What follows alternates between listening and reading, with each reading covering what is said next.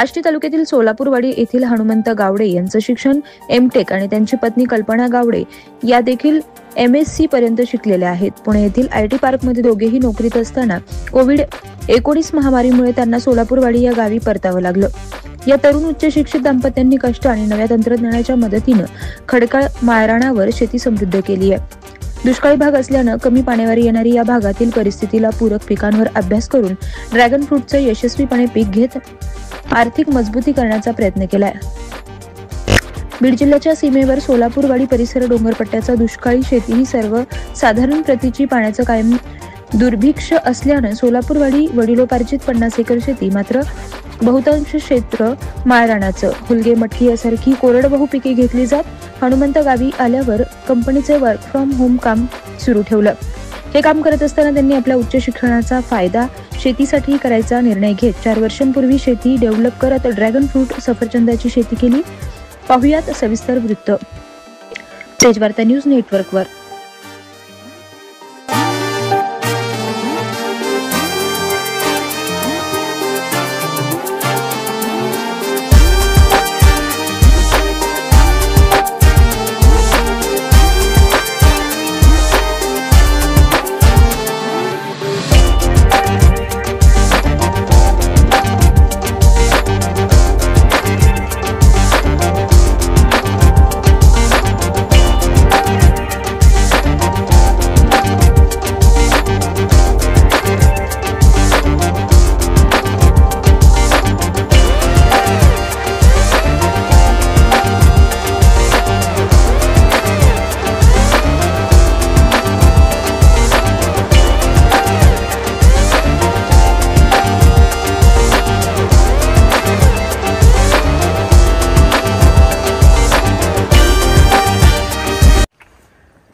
नमस्कार, मी हनुमंत लक्ष्मण गावडे, राहणार सोलापूरवाडी, तालुका आष्टी, जिल्हा बीड.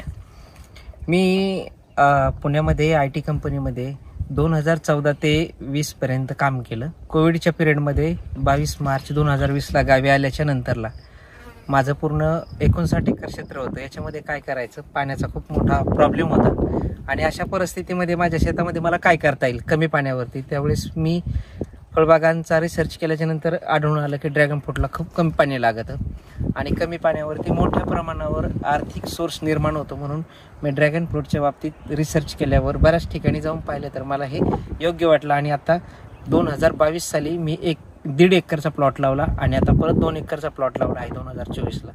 आणि पहिल्या वर्षी लावल्याच्या नंतर 12 महिन्यात 3 टन, दुसऱ्या वर्षाला माझं 14 टन आणि ह्या वर्षी सरासरी 20 टन प्लस म्हणजे 25 टनाच्या आसपास माझा माल निघतोय. आता पहिलाच तोडा आमचा 12 टनापर्यंत निघतोय. ॲव्हरेज रेट जर पाहिलं गेलं तर 75 ते 300 पर्यंत ॲव्हरेज सरासरी काढली 100 रुपयापर्यंत रेट भेटतोय. मला असं वाटतं की 20-25 लाख रुपये ह्या वर्षी ह्या 1.5 एकरमध्ये होतील. आता हे जर पाहायला गेलं तर बरेचसे लोक म्हणतात जास्त काळ टिकत नाही. आपलं फ्रूट जनरल कंडिशनला म्हणजे विदाउट फ्रीजिंग ठेवा 20 ते 22 दिवसापर्यंत आहे त्या कंडिशनला राहील. त्याचं कारण एकमेव असं आहे की आपण याच्यामध्ये पूर्ण ऑर्गॅनिक पद्धतीने, सेंद्रिय पद्धतीने शेती करतो. जास्त करून आपण PM बायोटेकचे प्रॉडक्ट आहेत, त्याच्यामध्ये एक काला किंवा जे पोटॅश आहे, मायक्रोन्यूट्रिएंट किंवा त्याला आपणच मल्टीन्यूट्रिएंट असं म्हणतो. त्याच्यामुळे झालंय काय, आजच्या कंडिशनला आपली साईज, कलर आणि जी प्रोटीनची जी क्वालिटी आहे, क्वांटिटी आहे ती खूप मोठ्या प्रमाणावर. इतरांच्या बागा जर पाहिल्या केल्या तर सरासरी एवढं पहिल्याच वेळेस पहिल्या तोड्याला 12 टनापर्यंत ॲव्हरेज सारा टोटल मिळून बागाचं जात नाही. ते आमचं पहिल्याच तोड्याला 12 टन ॲव्हरेज निघतोय. त्याची ती पूर्ण किंमत आमच्या PM बायोटेकची आहे. इथे जर पाहायला गेलं तर सर्वात मोठा प्रॉब्लेम पाण्याचा होता. मी 4-5 बोर घेऊन सुद्धा पाण्याची उपलब्धी झाली नाही. आता सध्या माझ्या 2 विहिरी, 4 बोर आणि याचा स्टोरेज करण्यासाठी 1.5 एकरमध्ये 8 परस खोलीचा मी शेततलाव बनवला आहे. त्या शेततलावामध्ये पाण्याचं स्टोरेज करतो पावसाळ्यात आणि उन्हाळ्याभरती पाणी याला दिलं जातं. आतापर्यंत जी आपण बाग लावली होती ती बाहेरून लाल आणि आतमध्ये गुलाबी ही अशा कलरची होती. आता आपण जी लावली आहे जी 1.5 एकर बाग ती पूर्ण येलो आहे.